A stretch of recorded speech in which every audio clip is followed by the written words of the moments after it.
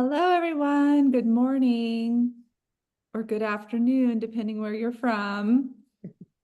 Welcome, welcome. I'd love to have you put your name in the chat and maybe where you're tuning in from. That would be great just to see who's logging in with us today. We'll give it a few minutes to have people kind of trickle in.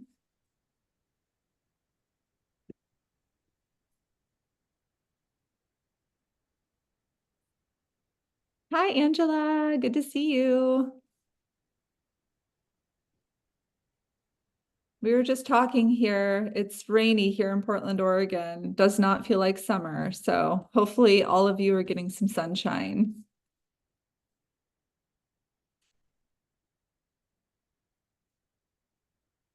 Hi, Lisa and Jasper. So glad that you're here, Jasper. We're going to give it just another minute or two. Hi, Teresa. Hi, Charlie. Welcome, welcome. Hi, Carissa. All right. So go ahead and keep responding there in the chat as you log in, but we're going to go ahead and get started here. Welcome to our webinar today, How to Build and Rebuild a Wellness Coaching Business. We're going to be focusing on building a wellness coaching business, focusing on stress management and emotional health. I'm your host today, Felicia Royce. I'm the Director of Alumni and Career Services here. I am also joined today by Catherine Swery. She is going to be in the background, just making sure everything is working with our technology. If you have any technology issues, please, speak up and we will do our best to try to navigate that with you. So I like to start off with just sharing our mission. So our mission here at ACHS is to lead the advancement of evidence-based integrative health and wellness education through experiential online learning and sustainable practices.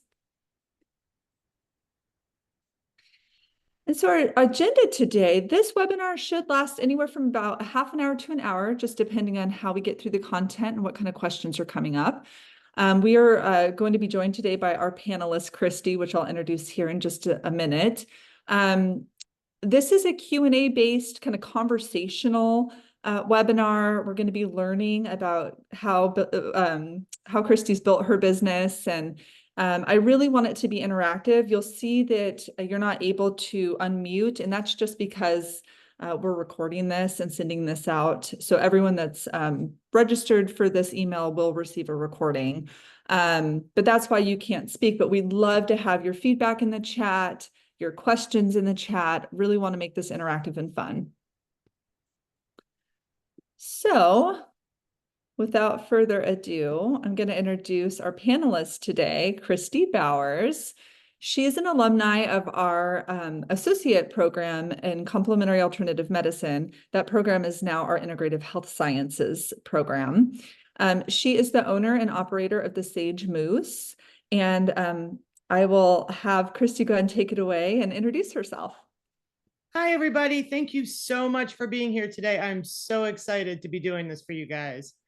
I am Kristy Bowers. I am a retired paramedic and a ACHS alumni. Back when I took my courses, it was called CAM, Complementary and Alternative Medicine.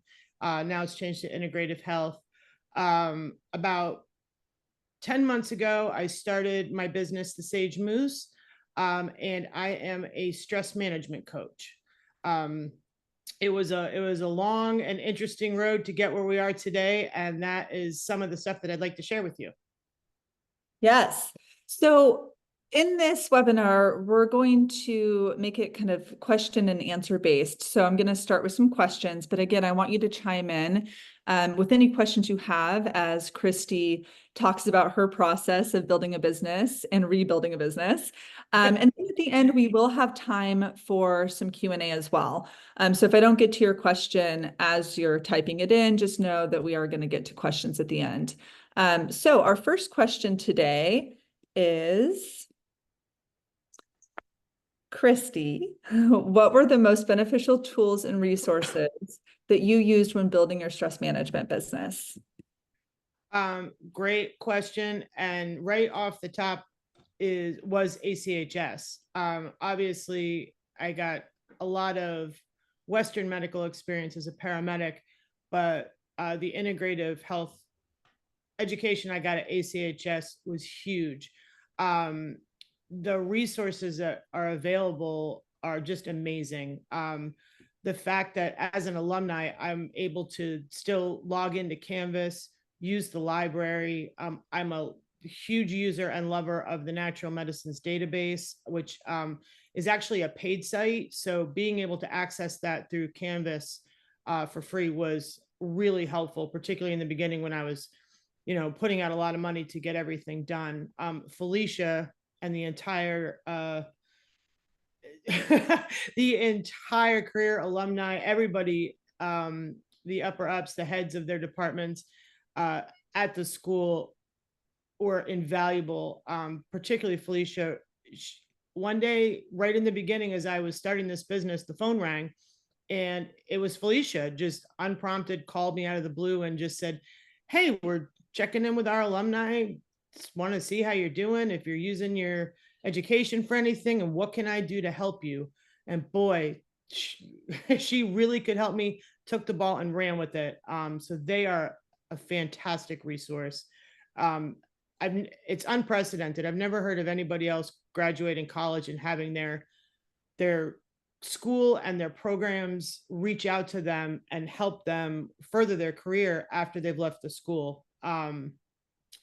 The business management class that I took as part of my degree was fantastic. We'll talk about it in a few minutes. I think some resources I listed for you, but the textbook from that is a resource that I go back to all the time. And one of the biggest things that helped me was choosing my online platform. I'm a stress management coach and I live in rural Maine. So I chose to run my business online because, I live in a town with a population of like 600. So it was really vital for me to be able to open up my business to everybody. I personally use Kajabi. There's a couple of other really fantastic online companies that do all these things for you. On Kajabi, I am able to do everything. I'm very tech challenged. I'm Generation X. I did not grow up with technology, and having a company that involved the least integration possible was really vital to me.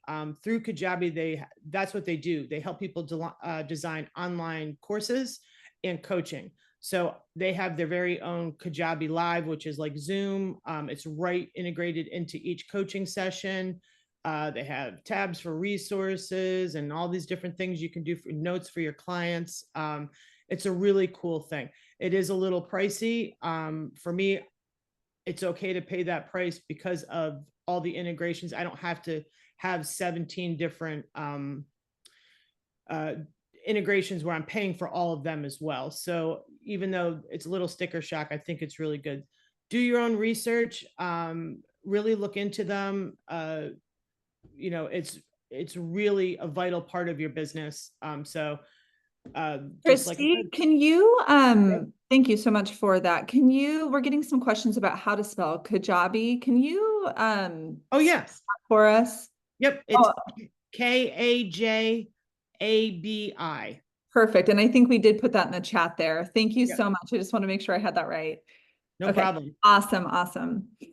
Great. You may get into this later, but I think it's a good time to talk about using that software. I know that you kind of revamped your business, like you started, and we're going to talk more about this, but you were able to actually use that software yourself and actually make changes, and it felt pretty user-friendly, even for somebody who's not comfortable with technology, would you say? Oh, very much so. Kajabi also had the tools to design and create my own website. They have a new group community that you can use, paid or unpaid, for your clients. They have a massive university where you can go and learn how to do all the things that you need to do. Like I said, I'm tech challenged. So if I could figure it out, Anybody can figure it out. It did take me a while because I'm by myself here in the middle of nowhere. I didn't have people to ask questions to, but actually Kajabi was very good with that. They have a Facebook group that is just Kajabi. They call them Kajabi heroes, just Kajabi users. So like if you're stuck with something technical and you can't figure it out and you can't find it in the university, jump on there and someone answers you within a minute. It's really great. So yeah, did that answer that? Thank you so much. I feel like we can go on to the next question if you're ready. Yeah, sure. Okay. Oh, and by the way, we did outline some of the resources that Kristy had mentioned being very beneficial and helpful. I just want to remind you that these slides are going to be emailed to you, so don't feel like you have to write all of this down. But these are some resources as a student and as a practitioner that Kristy's been using that's been really helpful. A lot of great books, a lot of textbooks that we do require for some of our courses as well. Do you want to speak to any of these, Kristy? Like any favorites that you have that you really recommend? Yeah, in the one slide before was the textbooks I used. The business mastery textbook, I still go back and refer to, and there's excellent blueprints in there for designing a business plan. Absolutely crucial that you have a tight business plan and also allow yourself almost like a nest egg for unexpected things that come up that you just weren't expecting. And that business mastery book was fantastic. The internet book, that was a great resource too. Learning how to find peer-reviewed studies and true academia articles. It's really hard to cut through all the junk on the Google net. So that was really helpful. What else do we have? Oh, we're going back and forth. Yeah. So like out of the stress reduction and motivation books, these are some books that really helped you kind of tailor some of your services towards stress reduction and emotional health. Yes, and they're good. They're the ones that I got. Most of it was techniques that I was already familiar with, had already been practicing, but out of every single book, I did get something valuable. So these are the ones that I would recommend. I use. I'm trying to remember something specific off the top of my head. It's okay. Yeah. No, and this is just a great list for people logged in today to utilize if they wanted Right. to utilize some extra reading. So thank you for providing that to everybody. Okay, so our next question is, why do you feel it's important to focus on stress management in your practice? Well, and this will start off the conversation about inventing and reinventing your business. When I started, my original intent was to create an online program where people could create their own wellness programs. And what I found was I was gung-ho about it. I was very excited about it. Obviously, we all have an education in integrative health and wellness, but what I found was that it was way too broad a topic. Wellness, there are some things that transcend age, gender, race, but there's a lot of things that are very important to a specific person, whether it is their age or their gender or their medical background, things like that. It was just too broad. And I really needed to niche down. Felicia and I had many conversations about it. And what I realized was there was one word that just kept coming up: stress, stress, stress. It is the number one either underlying cause, trigger, or factor in every mental diagnosis and every physical diagnosis. And I was like, why isn't anybody addressing the stress? They talk about what's, you need to reduce your stress, but nobody ever really discusses how. They discuss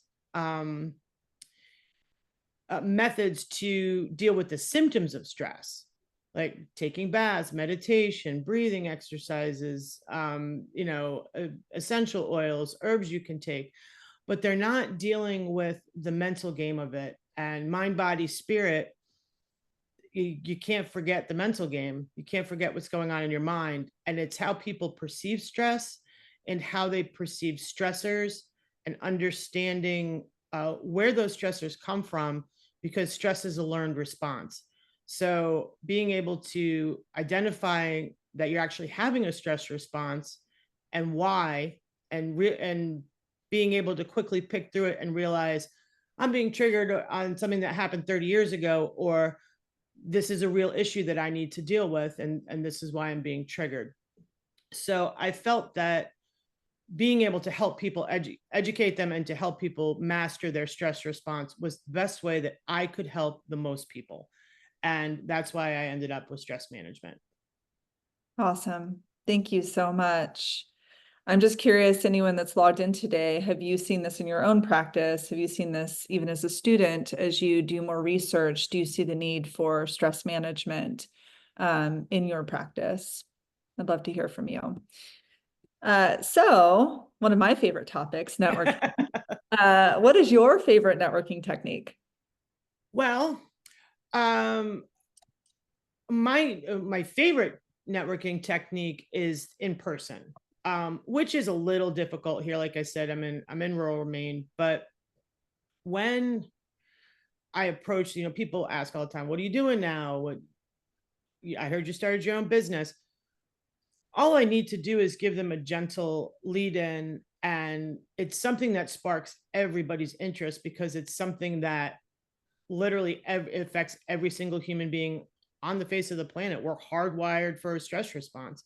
And just doing a gentle lead in leads them into explaining to me what's stressing them out. And then I can gently say, "Hey, I could really help you with that, or check out my website," and things like that. So in-person networking and word of mouth, grassroots, is my favorite. A happy client will recommend you and really pump you up. So I have found that is what has brought me the majority of my clients so far.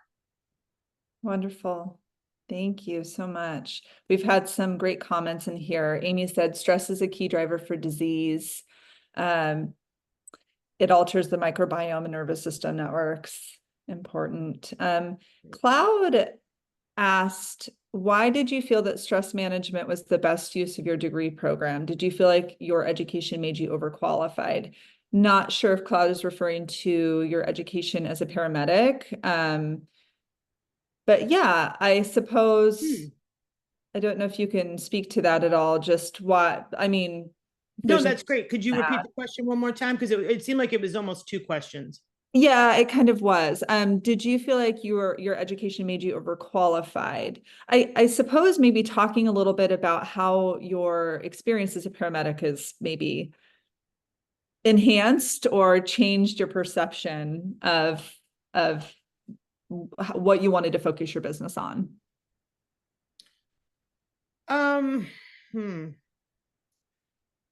That's a great question. Thank you very much. Overqualified. I don't know if I'd say overqualified. Being a paramedic, and that's where the complementary and alternative, it's the complementary part. It's taking the best of both. And as a paramedic, I dealt with literally seeing people at usually the worst moments of their lives. How my body language, my voice, my demeanor, my language helped diffuse situations, help put people at ease, calm them down, get them laughing. And laughter is actually the best medicine, as I teach in my class. That and hugs. But it just enhanced what I already knew. And as a paramedic, part of my job was, particularly we did a lot of transfers, like interfacility transfers, and I read a lot of medical charts. And always stress, stress, stress, stress, stress, stress. So that was what was the beginning tickings. I think that helped me hone in on it.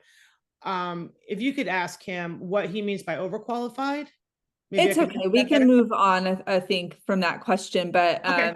but yeah, that's really great to share a little bit of your background and how that helped shape where you wanted to take your educational path and your profession, Okay. essentially.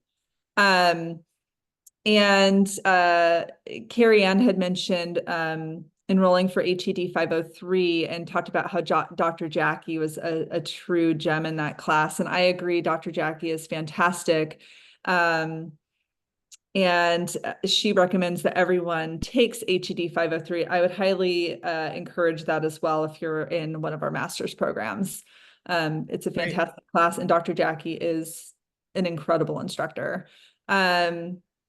Yeah, some great comments here. Keep them coming. I love this. I love this conversation. So moving on, and this is kind of where we get into the build and rebuild, right? Yes. What is one hurdle or challenge that you faced while building your holistic business? Um, Man, I'm trying to remember what we talked about before, but uh first was the fact that I did need to niche down. Niching down, I can't emphasize the importance of that. When people are searching for help, they're searching for help for a specific problem. They're not saying, hey, I think I need a wellness coach. Let me Google wellness coaches today. Or I think I need a life coach. Let me Google a life coach. They have a specific problem, whether it is stress is overwhelming me. I need help with stress, or, my doctor told me I need to reduce stress, those types of things, whether it's rosacea or weight or menopause or a bazillion things.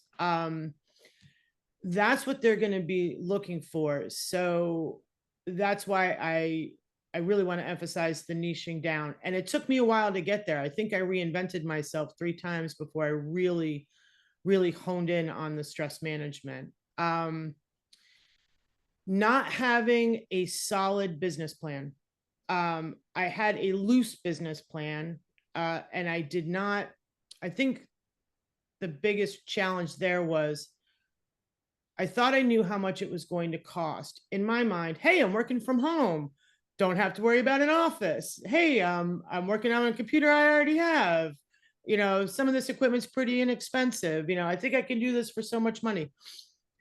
Well, that's great, but you need the clients. So what do you do when it takes a while to build your business?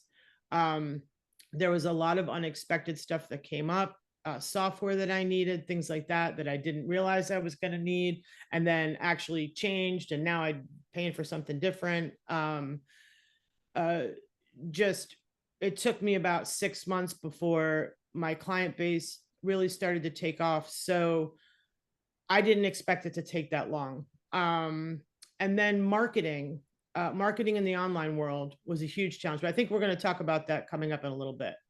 You can totally start the conversation now if you'd Yeah, like, because I think sure. it is something that a lot of people face is the marketing piece and how to kind of figure that out. Yeah, and it really, it's an ongoing challenge. Again, I'm a Gen Xer.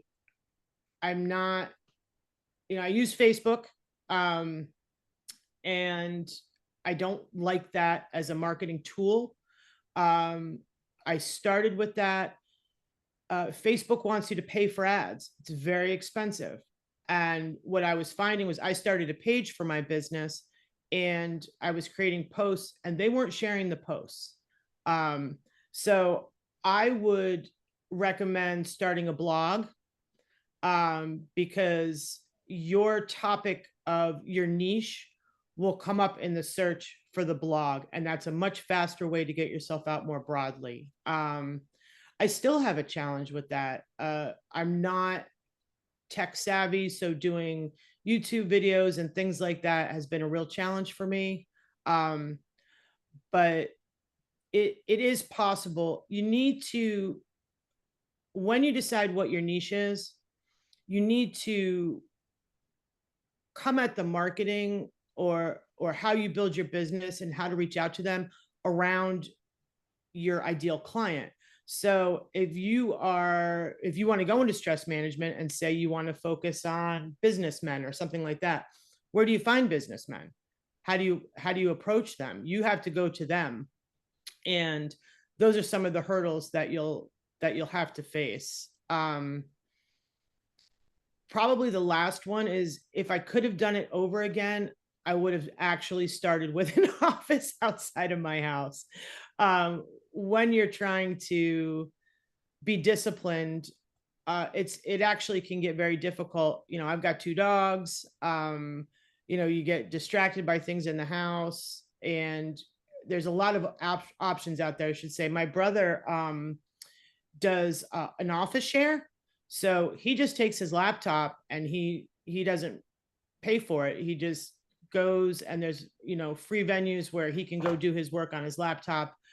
So I've started to do those types of things to get myself out of the house and more focused. Awesome. Thank you. And we had a couple questions and comments that I thought I would interject with.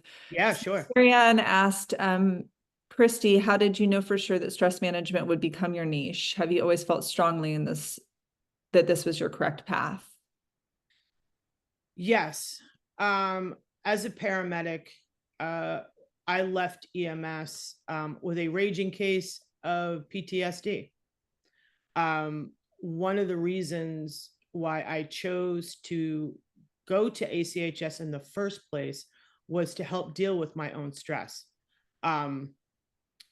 And for me, with a strong medical background, it was important for me to get the best education possible. I'm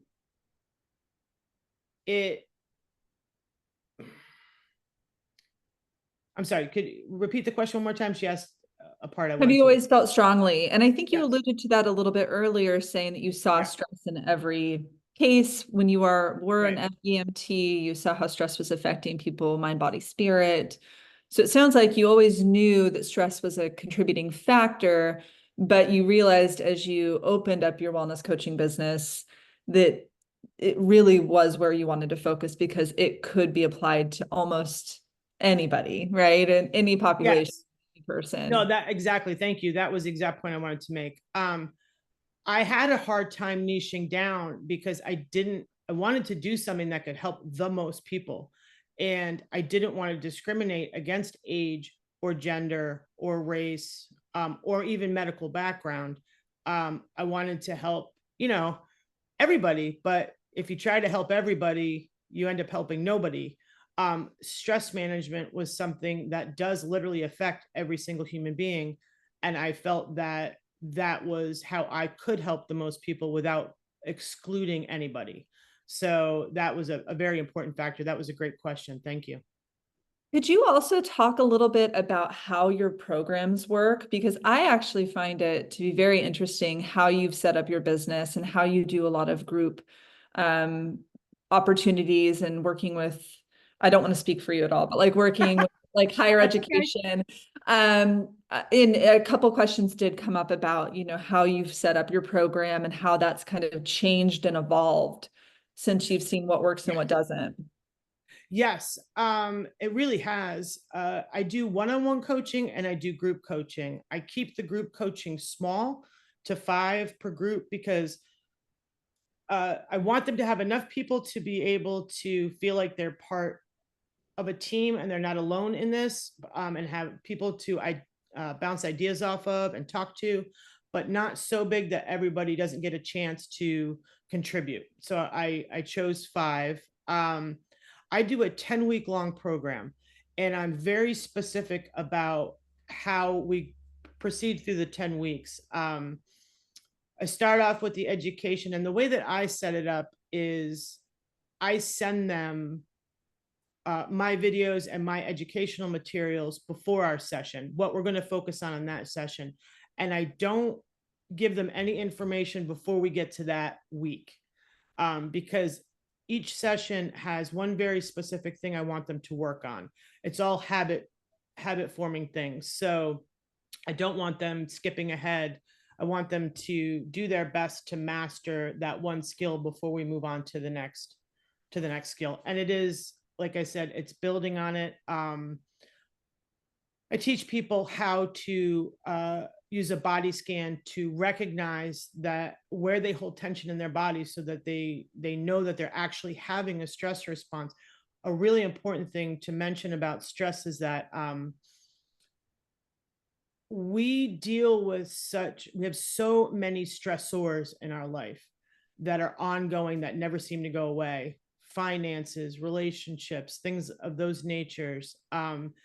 And oftentimes we've been under years and years and years of stress, to the point where we don't actually think about it as stress. We just think about it as life. Nothing's going to change. That's just the way it is. And it's literally killing people. So realizing that you're having a stress response is really important. Then we talk about the triggers, whether or not the trigger is a learned experience or a real threat. Your stress response is your body alerting you to a potential problem. So is there actually a problem, or are you just responding from something that's happened to you in the past that makes you think that this might be a problem? And getting people to embrace stress, really, and think of it as a great thing, going, okay, I'm having a stress response. That's awesome, because now I can deal with it. Now I can pick it apart. I can figure out what's triggering me, and I can respond in a new way. And that is, to me, the most valuable. And it takes a while to get there. So particularly when you open the Pandora's box of people's stress triggers. But I'm a coach. So I am not a counselor. I'm not a psychiatrist. I'm not a psychologist. My job as a coach is to give them a little bit of education, teach them some tools, and then be there to support them as they learn how to use those tools. Help them if they get sidetracked, answer their questions. But basically, a coach is a cheerleader. You're there to help people, achieve their highest potential. And the best way to do that is to get people to own and want the change. So that's what a coach does. And I really love that about it, because I like being a cheerleader. That's the best part about it, is to celebrate people's successes, to watch the transformation in their lives. It's really awesome. Oh, I love that.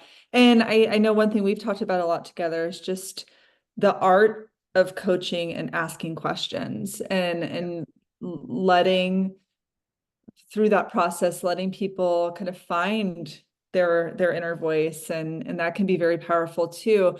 And I wanted to backtrack just a little bit to add a few marketing things that I've seen recently that I thought were pretty great, because I know you mentioned that being an obstacle. Yes. We did have a question about blogging, which we can talk about here, but I have been noticing a lot of really amazing podcasts and Yes. TikTok.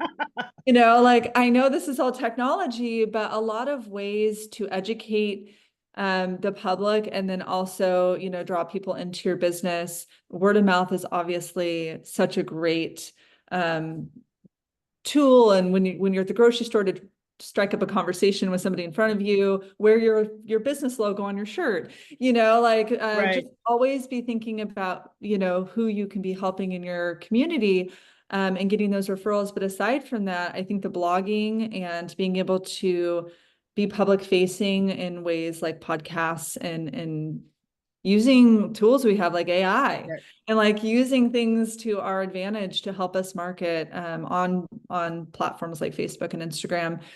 We did have a question about how you share your blogs. Do you mind sharing that? Actually, I don't even have to.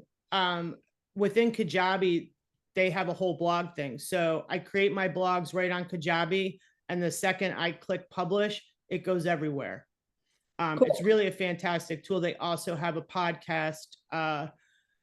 You can create your podcast through there. I'm really happy. Thank you for mentioning the podcast. I actually set up a whole podcast to get it started. I was ready to launch, and then I changed my business model and how I was doing things, and I wanted my podcast releases to kind of follow what I'm doing in my program. So I have not launched it yet, but I do have it all set up, and it is fantastic. A lot of people are switching to that medium.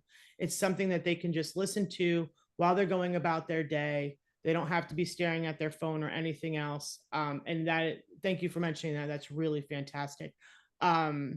So yeah, even these software companies like Kajabi, they integrate all of that, and they're constantly competing with each other to integrate tools like AI and all these different things. So almost every day they're including new cool tools to use to really help you create and market your business.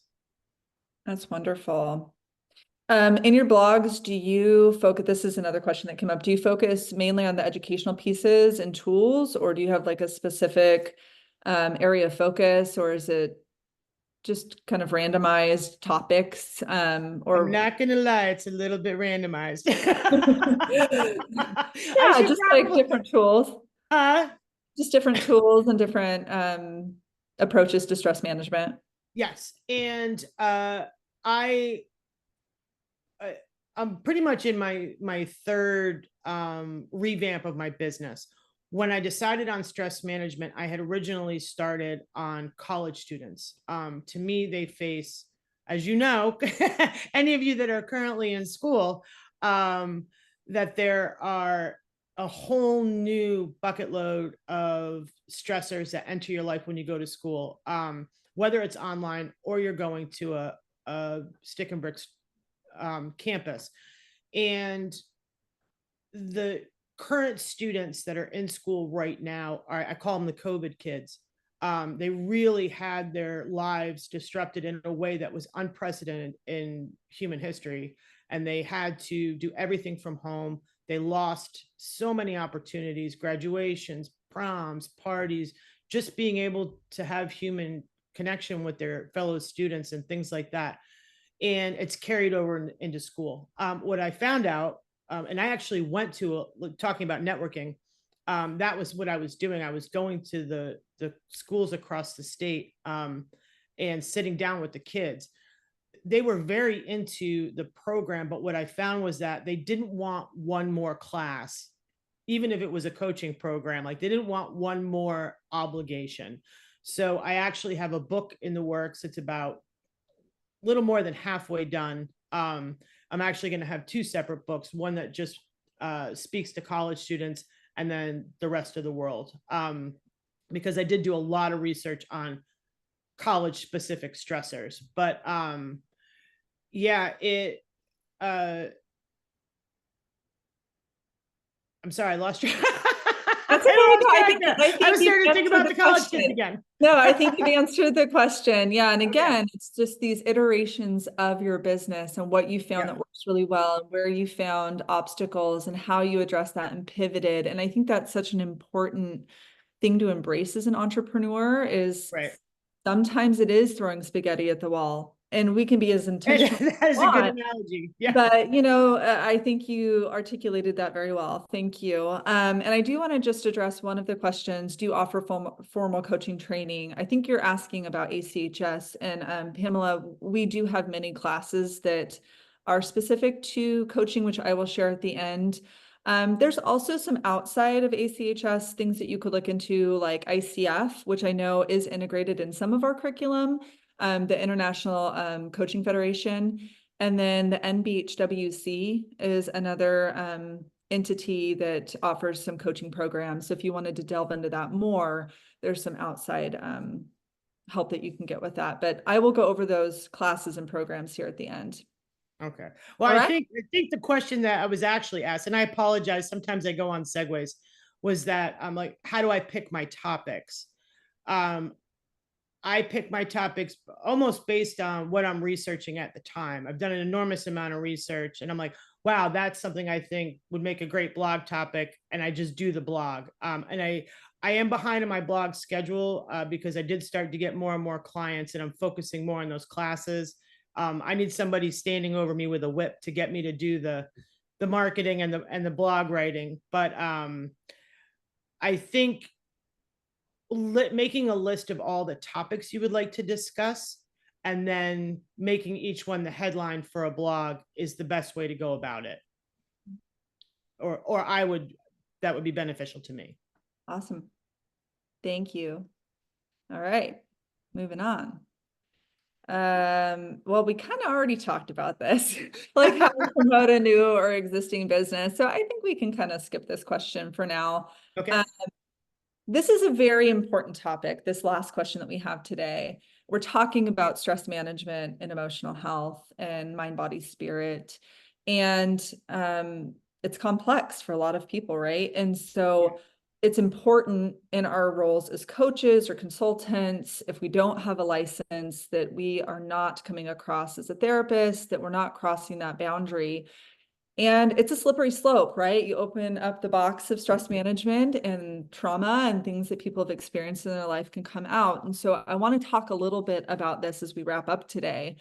How do you make sure that you stay in your scope of practice, Kristy? Like, what are some of the fundamentals that you draw from to make sure that you don't kind of slide past that boundary? This is a really, really important question. Sometimes in our desire to help people, we can very easily overreach. I make it very clear when you sign up to my program, you get disclaimers, and the contract that I have built gets sent out to you. And in that, it's make it very clear that I am not a licensed professional. I am not a psychologist. I'm not a psychiatrist. I'm not a licensed counselor. And I am a coach. So it is very tough, particularly with something like stress management. Even with, if your niche was something medical, or you're dealing with anxiety or depression, things like that, that you don't try to take on the role of counselor. That is a legal slippery slope, and that could get you into a lot of trouble. So the laws are different state by state. Things that you're allowed to say, you always have to have those disclaimers that you don't diagnose, that you're not treating your coaching, that you're giving thoughts and ideas, but not telling people what to do. Something that I make very clear is that I will never tell you to discontinue anything on your doctor's advice. I will never tell you to stop taking a medication. I will never tell you to stop a treatment plan. I won't even allude to it. And that's also very, very important, because a lot of people, when they are dissatisfied with Western medicine and they want to head over to integrative health, they almost want to throw Western medicine in the garbage completely. And they're looking for hope. They're looking for change. They're looking for different things to try. And it can be dangerous. I know some people who have given integrative health advice from the best place, from their heart and from their education, but have actually hurt people, because what they didn't realize was that the way they approached the situation led their clients to believe that they could disregard the medical advice of their doctor. So those types of things, you really have to be careful. It is a slippery slope. Understand your role. And I'm constantly having to check myself. Like, am I preaching? Am I now taking the role of a counselor? That's not my job. So that's a great question. It's a really tough one. Yeah, I think anybody asked any questions on it? Yeah, no, I think it's the idea of do no harm, right? We don't want to increase Exactly. any harm for our clients. And I do think a piece of advice that I have to give is, and this is part of the networking piece, start meeting psychiatrists and licensed mental health professionals and start partnering with them. It can be also a great referral opportunity. Right. But having resources to support your clients and having referrals. So not just saying, hey, I'm not a licensed professional, I can't help you with this, but saying, here is the name and number of somebody who is licensed. please follow up with them. I Yes, think that's great advice. Yes. really important. So yeah, thanks for going into that. I think it's an important topic. Okay, so we covered a lot today. Live Q&A, hit me, guys. Yeah. So we have had a lot of questions. I'm going to kind of look through some of the chat, but does anyone else have any other questions that they want to ask Kristy or myself before we kind of wrap up here?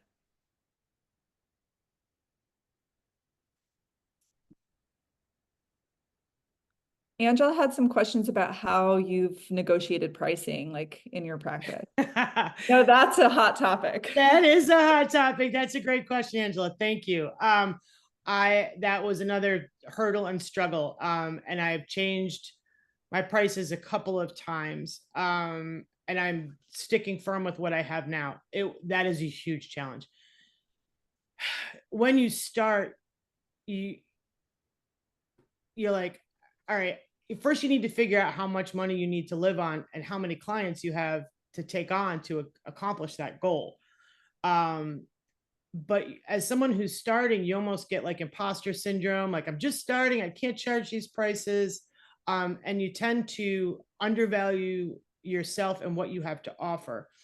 And you think, or I thought, if I come in really under everybody else's, that will attract people to me, or I want to be available to everybody, and not everybody is in an economic position to pay my prices. I've done a lot of research on this. Coaching is a luxury. It is not a medical necessity. And the people who are willing to pay the right prices are the clients you want. They are the ones that are the most invested in making the change that you are trying to help them with. So right now I charge $3,900 for a one-on-one coaching. And again, that's a 10-week. And then I charge $1,900 for my group coaching. That is slightly above what I was told should be the bare minimum you should charge starting out. Obviously, as you gain experience and you really gain a client base, you can think about raising your prices, but you don't want to lower your prices. And Felicia and I have had some conversations about, should you discount? Should you offer specials? Things like that. And I think we're both on the same page. It really tends to undervalue what you're doing. You don't want to seem gimmicky. You don't want to try all those different things. You had some insight on that, Felicia. Yeah. And I think it's so individual, right? And I think the best thing to do is do your market research and see what other practitioners are charging in your area, keeping in mind that, this has to be attainable for people too, because you're not able to take insurance, right? So if somebody's paying out of pocket, that's why I think a lot of people are moving away from just the one-on-one coaching and doing more group educational activities, because you're able to do more programming and less just one-on-one price per hour coaching. So there's a different approach, and everyone has a unique viewpoint about what's going to work best for them. I've also heard, people wanting to make this more accessible and offering sliding scale. I think the most important thing, though, is that you are looking at your financial projections. You do have a solid business plan from your financial perspective, so that you know that you're meeting your overhead costs and you're gaining an income, right? And it takes time to figure out what that's going to be. But yes, I'm in agreement that like discounting yourself a bunch, yeah, I mean, you go to school, you study this, you have a lot of value, and I think that can show up in your pricing. Well, people also don't understand the amount of time that goes into even one coaching session. I do hours of research and putting together resources for each and every class. And I am changing and altering that based on that particular group or that particular client. So 10 weeks at 1 hour a week is actually 10 weeks with about 5, 6, sometimes 7, 8, depending on who I'm talking to. I'm also new. So, I'm developing my program and fine tuning everything and getting all my ducks in a row and really honing my resources. And as I go on, that will get quicker. But you put a lot of time and you're being paid for your time. I don't like the idea of being paid by the hour. That will bite you. That ends up biting you. I did try that at one point, but Yeah. So these are great things to consider, but also, having some career coaching, working through a business plan. If I can help with any of that individually, let's definitely set up a time. I'll actually, Catherine, if you could put my meeting link in the chat, that way, because we're probably not going to be able to get through all of these questions. We have about 7 minutes left, so I want to ask just a few more. So these kind of go hand in hand. Can you speak more about working with I'm trying to see if I can kind of meld these two questions together. So why did you choose to work on your own versus working for a pre-established business? I wanted flexibility of schedule. I wanted to determine my own worth, my own program, and how I did my business. I didn't, for myself, because this is a very personal question based on who it is. Some people would thrive and love that type of structure, because those types of groups will do your marketing for you and they set up the clients for you. But you're kind of capped off on how much you can make. You don't get to set your own prices. You don't get to set your own schedules, and things like that. And for me, that was important.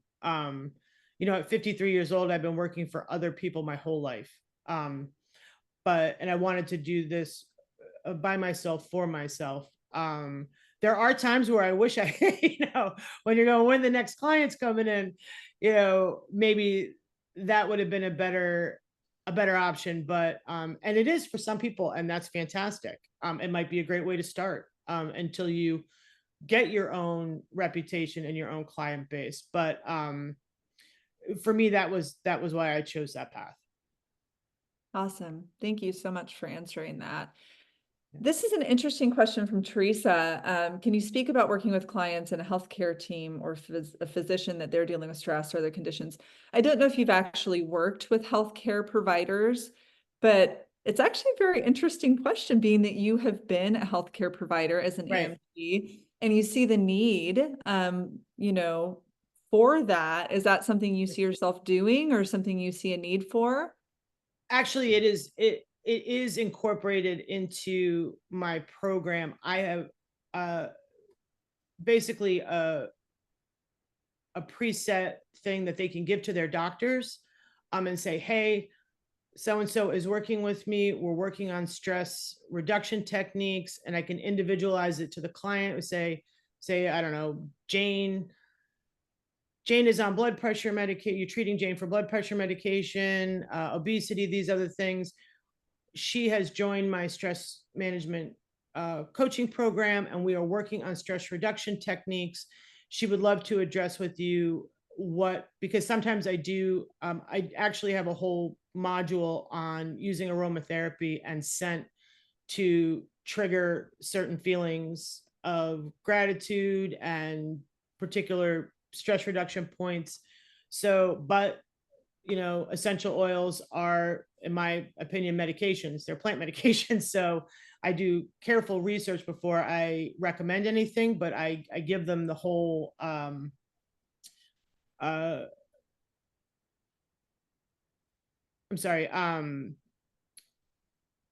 researching on their current medications and if there'll be any contraindications. And I open it up if their physicians or the people that they're working with would like to contact me. So I can let them know what I'm doing. Also, to let their doctors know that I'm not telling them to stop taking their blood pressure medications or anything else like that. But I've considered going to the local hospitals, and basically marketing myself there and going right to the physicians, nurse practitioners, things like that. I do have a network of those people that I have approached, just my personal friends from being a paramedic for so long. And it has brought me a couple of clients. So did that answer that question? Yeah, Or yeah. did I get There's off lots topic? of thank yous in here. I know you can't see the chat, but everyone's very grateful for all of your information. Thank you. Yeah, I can't see the chat, guys, but Felicia's doing an awesome job scrolling through. Yeah, well, and I think it's probably time for us to wrap up, just because I promised an hour and I have a few other things to cover. Anyone that's typed in a question in here that didn't get an answer, just know I do get record of this and I will follow up with you. Kristy also did very graciously provide her email address. So if there's anyone that wants to network with Kristy or reach out for any additional questions, or I'm a big fan of networking. So anyone Yes. here that wants to network with other providers that are, maybe doing stress management work, let me know and I can facilitate that. But yeah, as we kind of move into the last slides here, we do offer some wonderful programs that focus around stress management and emotional health. The program that Kristy was in, of course, and then we also have health and wellness specific programs at the master's and undergraduate level. Wellness coaching and communication skills is a fantastic course for anyone that wants to do any type of coaching, but it does focus on stress management as well. I've taken that class. It's fantastic. And then micro credentials, we have so many to choose from, and they just help elevate your knowledge if you are an alumni and you're already done with your program. I definitely recommend checking out our micro credentials. Here's a few that we offer. We've added more ever since I even created the slides. So they're just always adding more and more wonderful credentials for you to choose from. And then just as another plug here, I am always here to support you in my role. And so please, if you have any questions about building your business, any questions at all about, anything related to your career, I am here for you. My link is in the chat to schedule a time to chat. And then Kristy is always available as well. And I just want to say a really big thank you to Kristy just for being My so pleasure. open and honest and sharing your experiences and what's went well for you and what has been a challenge for you. And I know everyone here is extremely grateful for your presence and your wisdom. Hey guys, thank you so much. I'm honored and privileged to be here today.